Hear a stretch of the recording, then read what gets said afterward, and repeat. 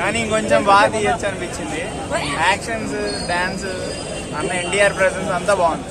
Trailer లో చూపించిన అంత దరిద్రంగా అయితే ఏం లేదు, సినిమా చూడొచ్చు. అంటే ట్రైలర్ కంటే మంచిగా బాగుంది.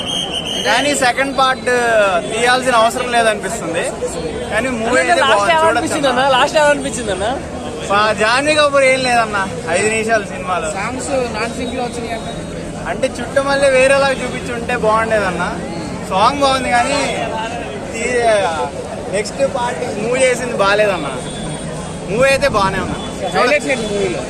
హైలైట్స్ ఫైట్స్ అన్న, ఫైట్స్ బాగున్నాయి. గ్రాఫిక్స్ అంత బాగాలేదన్న, ఇంకా బాగా చూపించచ్చు.